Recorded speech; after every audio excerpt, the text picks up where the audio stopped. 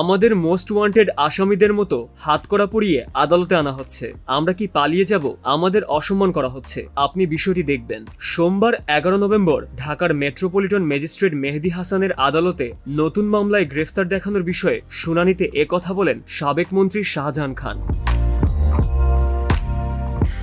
এদিন সকালে শাহজাহান খান ছাড়াও সাবেক শিক্ষামন্ত্রী দীপুমণি, ওয়াকার্স পার্টির সভাপতি ও সাবেক মন্ত্রী রাশেদ খান মেনন, সাবেক আইজিপি চৌধুরী আব্দুল্লাহ আল মামুন, সাবেক সংসদ সদস্য ও আওয়ামী লীগের সাংগঠনিক সম্পাদক আহমদ হোসেন, আওয়ামী লীগের প্রচার ও প্রকাশনা সম্পাদক আব্দুস সুবহান গোলাপ, ডিজিএফআই এর সাবেক কর্মকর্তা রেজাউল করিমকে পৃথক হত্যা মামলায় গ্রেফতার দেখানোর আবেদন করা হয়। আদালত তাদের গ্রেফতার দেখানোর আবেদন মঞ্জুর করেন।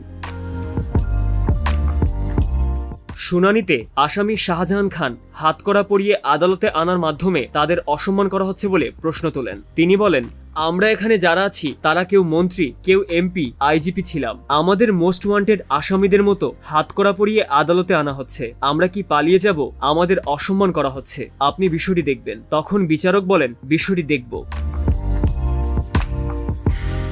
বিষয়টি নিশ্চিত করেন আসামি পক্ষের আইনজীবী মোরশেদ হোসেন শাহিন। তবে এ বিষয়ে রাষ্ট্রপক্ষের আইনজীবী ঢাকা মহানগর পাবলিক প্রসিকিউটর ওমর ফারুক ফারুকি বলেন, আসামি শাহজাহান খান মৌখিকভাবে আবেদন করেছিল। আদালত এ বিষয়ে কোনো আদেশ দেননি। আমরা বলেছি তাদের সময় আমাদের নেতাকর্মীদের ডান্ডাবেড়ি পরিয়ে আনা হতো। এখন হাতকড়া ও হেলমেট শুধু তাদের নিরাপত্তার জন্য পরানো হয়।